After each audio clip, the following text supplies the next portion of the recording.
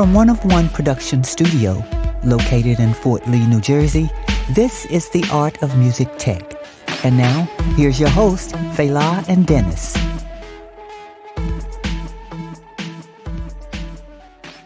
Let's go, and welcome to the Art of Music Tech podcast. I'm your host, Fela. I'm here with my co-host, Dennis. What's up, guys? We're back. Yes. This week, and we're here at our studio again, at One of One Production Studio. This week, we're talking about struggle. Mm-hmm. And how to overcome it, and always finding your way out of it, because that can it can lead you to depression and a bunch of other not so good things. Quitting yourself, and possibly even quitting on yourself. So we're just gonna talk a little bit about our struggles with just starting a business and why they necessary. Yes. Yeah. I love the phrase Mike B said yesterday. But if there's no struggle, there is no history. I think that's the theme of the podcast. Definitely. This is the theme for the podcast and the business and just life in general. It's just whatever always, you do. Yeah, it doesn't whatever. have to be audio or music. Exactly. It's always going to be a struggle, because you don't come out knowing everything. You have to learn it. You have to take that time to get better at it. Just, I didn't grow up being around audio. I didn't even touch a board until I was like 18. I knew I wanted to get into being an audio engineer, but it was like, well, how, where? You don't know where to start. You're lost. And you don't know nobody who can help you. Being from a small town, I couldn't even.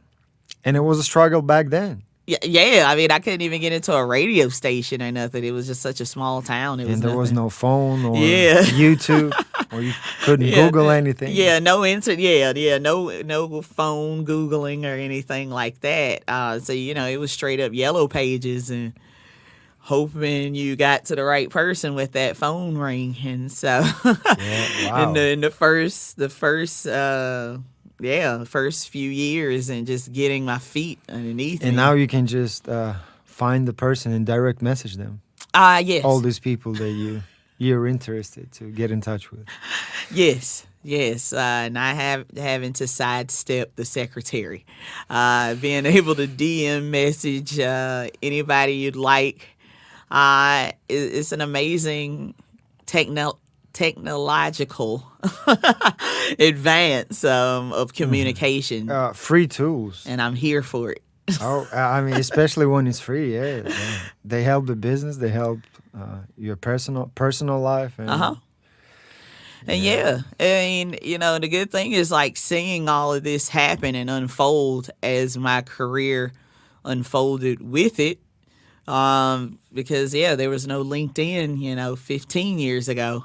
When I was just starting out, about 18 now, when I started out. So it was just doing, it was just, yellow pages. Mm-hmm. You would try and look for people's website, but Google was just in its baby stages. It was it was laughable. We're laughing now. But that's the struggle. At the time. But everybody was going through it, so it wasn't. The internet wasn't even as powerful as what we have now. I'm not going to name brands, but some brands are just offering crazy speed. Mm-hmm. And back then we had what do you call it? A dial-up. Mm-hmm. Oh, yeah. It was noisy. Oh, yes. Yeah. That was no easy task. You probably took half a day to download a 3 megabyte song. Oh, yeah, exactly. And going to school libraries, on a computer, trying to look at anything music or entertainment, that was all blocked off. Anytime wow. in schools and stuff. So, but it was free though, right? Oh yeah, it was free. The It was library free. was free. But but at the time I couldn't even afford a computer. So it was like going Yeah. to the local library. So, wherever I was at, I always just, okay, well, what's the next possible thing I could do? I didn't have a computer at home. Okay, then I had to go to Do you find an option? the library. Yeah. The struggle comes, and then you either find the option or Yeah. you ain't work out then. Yeah. I mean, at many of the audio schools nowadays, you leave with a MacBook Pro and a 2-channel interface and a mic at least nowadays. But yeah, like 18 years ago, not so much. You kind of was like, all right, you learned, now do stuff, and it was And like, MacBooks became more powerful, yeah, thinner, lighter, yeah. lighter. Is like unbelievable how past 10 years just helped the struggle. I mean, even with us. Yes, and I mean, with us, it was more the social media game, and getting on everything early, creating our own video and learning, teaching ourselves. Talk about a struggle. 6 years ago, neither one of us knew how to Operate the camera. operate the camera or edit. And now we both well versed in both, and the struggle of learning. We had to. Yes. And we saw that once we did get better at it, the possibilities, and now we're able to live in those possibilities that we saw 6 years ago. And I think it felt like maybe we were doing certain things for free.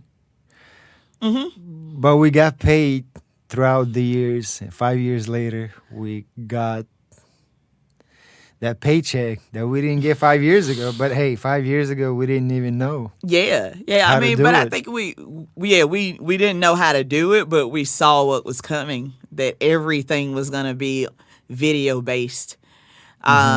Through your phone, Yeah. literally. Yeah, and with iPhones picking up and with the screen, I was like, oh, okay, this is where we're going, and so we switched our game up, and we still kept on with the audio because it's 23 dB. As we were live multi-track recording company. That was what we started out as 23 dB.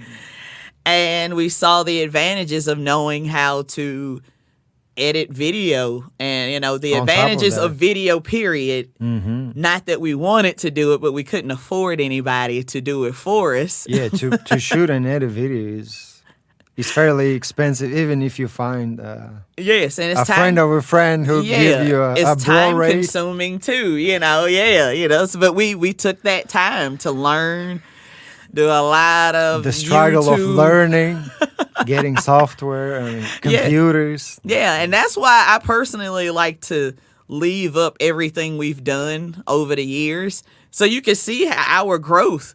You look at our videos from 4 or 5 years ago or 6 years ago, just the very first ones, and you see the growth. Okay, but yeah. Yeah, but now we have 4K Updated cameras. Yeah. And, it's become a new passion and a new joy, as well as the audio production part of telling a great story with a camera. That's become a new great passion for us, like wanting it to flow and making it look right. I guess would be the... Yeah, it feels like if we had a $50 microphone and then we switched to a $1,000 microphone and we heard the difference. Yeah. I think it's the same thing with video. Yeah, and that got us a leg up in doing in endorsements and being able to create video for the manufacturers that we're talking to, that we see every year anyway, because we were going to NAM and AES from the beginning of our careers. Wow. From the beginning of this 23 business. Yeah. Yeah. I came to AES a few times before, and Nam once before owning a business. Which first trip to Nam brings us to another struggle story. Oh, How we drove your Nissan from New Jersey to yes, California. my 2009, and this was 2012. 16 Yeah. or 15? 15. Or we started in 14. So yeah, Yeah, 15 winter the of next. 15. Okay. So winter of Fair enough. 15. Yeah, we went. We were dead broke, so we couldn't afford the tickets at the time to go to LA. So And we were planning to bring like cameras, yeah, a bunch of equipment too. yeah. So I was like, you know what? Let's drive. And you know, at the time, my car was only like 4 or 5 years old. It was 2015, so it was a 2009. It was 6 years old. Uh-huh. I felt, oh, this is running pretty good. It's 2009 Rogue, Nissan Rogue, little SUV. Let's take it across country. It was great. Your old band member Igor, the bass player from your old band. So 3 of us. 3 of us got in my car and we hit the road for our first NAMM as a business. Official. Yeah, and we had already by this time met Randy Fuchs of Artist Relations, and we had gotten an invite to his endorse expo. But back then It was called something else. something different. Yeah. But yeah, he showcases a lot of new gear to artists and people in the music industry, and we were lucky enough to get an invite that year as a young company and to be able to bring in our cameras and stuff. So that's where that came from, with the heavy equipment and stuff to come across the country with. So the trip is going A-OK until we hit the Rocky Mountains of Colorado. And my transmission goes out going up a mountain. Oh yeah. And I had to pull over at the last minute to get out of some trucker's way.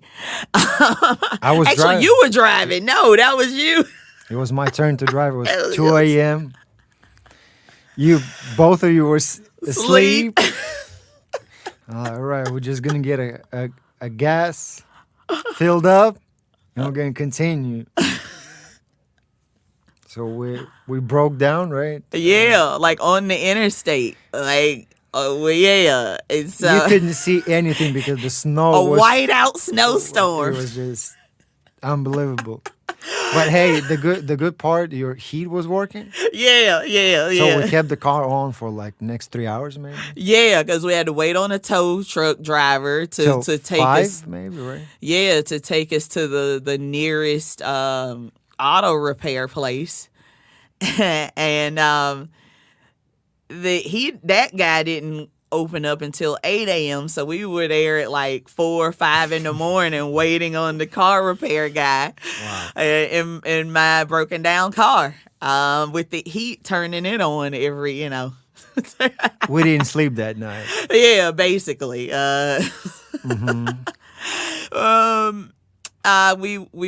the guy looks at the car and he was like, all right, it's the transmission and it'll be about $7,000 and we'll need about 7 days. And I was like, wow. And next morning, literally, we have to be in LA. Like Anaheim or Santa Ana. Santa Ana. Okay. Yes, it was Santa Ana. And we were like, that can't happen. So I went deep diving on my phone, doing some Googling and trying to find out. Thanks, Google. Yes, what's going on. And I found out that this is a common problem with my particular car. 2009. 2009 Nissan Rogue, is that the transmission will go out. So I hop on the phone with the nearest dealership, Nissan dealership, which was in Denver, which we had to go back 45 minutes. Like an hour. We had to go back an hour, drop off my car, and then it was like off to finding a rental place so that we could continue on with this trip because they were gonna. I found out that they were gonna do it for no charge because I mean they knew that The recall, that it was a recall on it that I didn't know about. And so we ended up getting a Ford Fiesta. Was all the we could cheapest, afford. smallest that we could, three of us could fit, and exquisite barely the equipment. gear. That car was packed Oh goodness! through the roof. Yes. I think I got pictures of it. We have to post that on IG to go along with this. Hey, now with this podcast. now it's the history. struggle stories. Now this struggle story is turning into history, and now we're laughing because now Phil is driving a 2020 SUV. Hey. Own Hyundai, yeah. So we were able to finally get rid of the 2009. Yeah. Oh, and we got to LA right on time with no sleep the rest of the day. We just drove. We drove to the wheels off of that freaking Fiesta all through Utah. I remember we stopped at Colorado. 7-Eleven, like gas station. Yeah. We got changed in the restroom. Like, Yeah. I was brushing my teeth in 7-Eleven's Yes. restroom. Yeah. Same here in the women's bathroom, Wow. brushing teeth. That's doing, the real wow. That's the real struggle. Yes, and we got there, and that was it was exactly what we needed for our business. Like so many contacts came out of that visit, and so many relationships that are still going today. I ended up meeting Leslie Ann Jones for the first time. Oh, okay. Because Dawn Burr from Sennheiser ended up meeting her through Sound Girls. She gave a couple tickets to Sound Girls to see the Tech Awards event at NAMM. Oh, was that? And She Rocks. We volunteered for She Rocks that year. Yes. Wow. Yeah, so we even volunteered on this trip. We did a lot. We drove across the country and broke down in the middle of the country and still made it over and had a fantastic NAMM and met so many great people, and I would do it all over again considering the circumstances. So Well, we started flying in next year. Yeah. The next year we were able to fly We're going to bring less equipment and we're going to fly in. Yeah, we switched it up a bit, and but that first year, I mean, I think we needed to have all that gear there, and you know, Get know our what that asses was. kicked too. Yeah, get our asses kicked. A real adult lifestyle. So. Yes, and doing everything that's needed to get your business going and then making the connections. I mean, it's up to you with the business to make it happen when you're an owner. And we rise to the occasion every time we get asked to do, or not even asked, but our situations end up in those situations.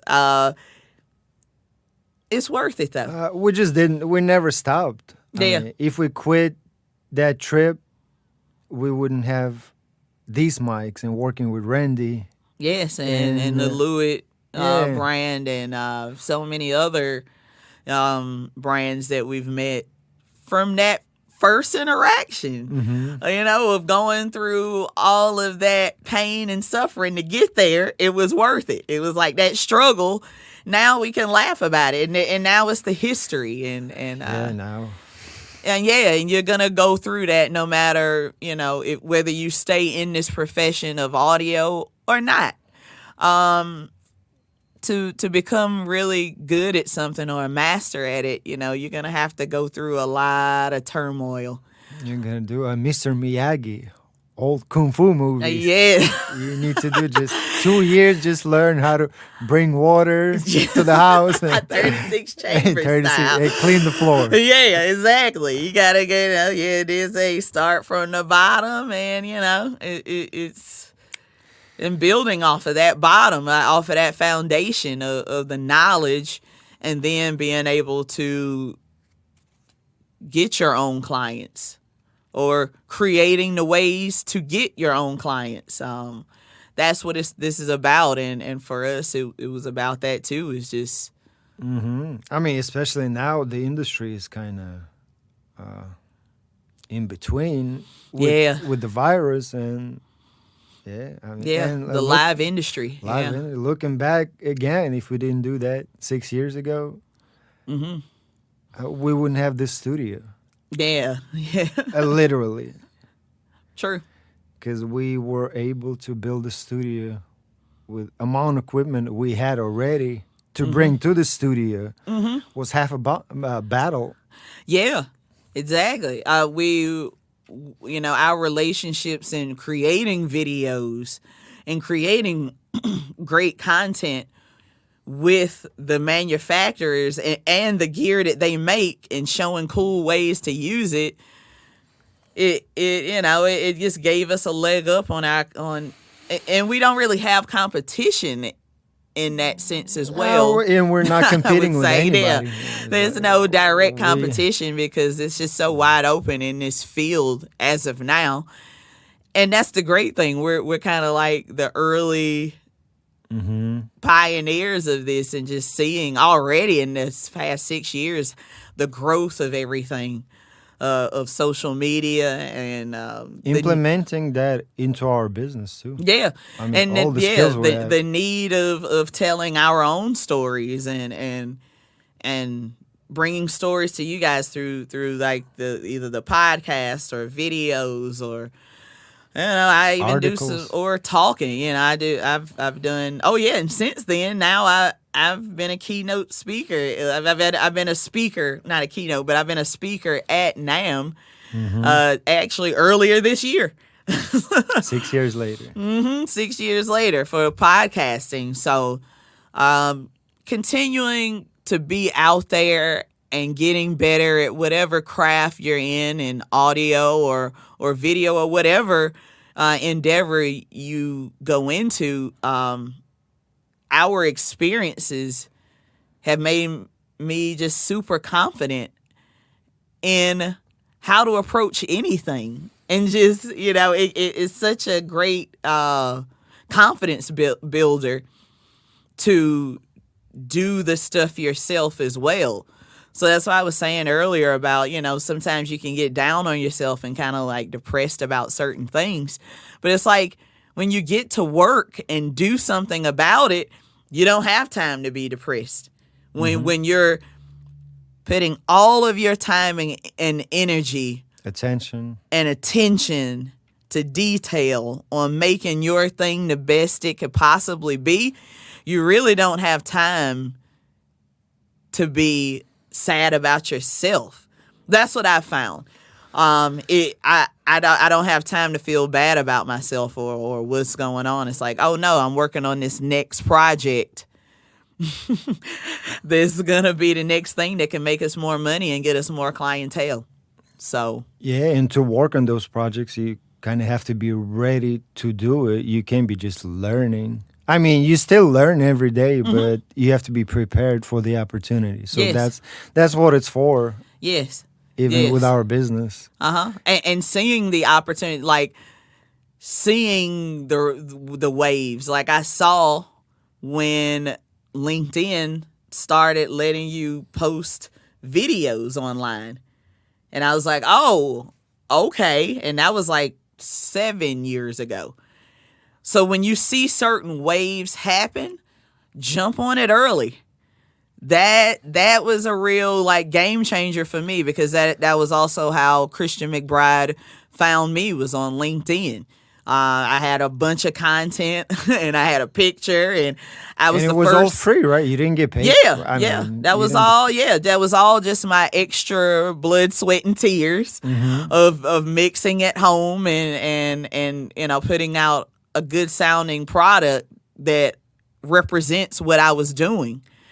And he was able to see that, and then you had a proof of and knowing that analytically, LinkedIn, they rank you higher when you have more content on your page. Knowing those little insights though, and like, oh, I can manipulate certain things to get in front of certain eyes. So being aware of the new technologies as they come in, don't wait until it's everybody's on it. Now we know getting on things earlier, the better time you have to get traction in what you do. So that's another way to get out of the struggle. Hey, when you're in the struggle, you still have to cut the noise and see what's happening in your career and what's the next wave. Because, I saw like 6 years ago, podcasting was going to be the next wave. And that's why, 2 years, I was like, okay, now it's finally affordable. And we started our podcast. And now we're helping other people tell their story. And now, we get checks for that. And that wasn't even initially what we came into this for. No, but we enjoy it, right? I enjoy working with the realtors and hairstylists and doctors and we get to put our flair of what we do on what they do. And, giving them engaging content for them to post on their business pages. So that's what we've been doing now that the live work has, kind of gone away and we've been able to pivot into this sort of diversify. Yeah, and diversify. Still using the same skill set and same microphones and cameras. Exactly. These are usually my grand piano mics on a big band. But now we're using it for podcasting. How do you make $150 microphone and how do you make $1,500 with this microphone? Well, there are ways.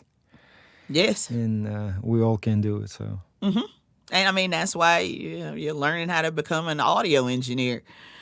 Please remember that, you could take audio to so many different mediums that you're not trapped into just doing posts and just doing this and just doing that. Like, take it around and you may be able to create a whole new business out of it.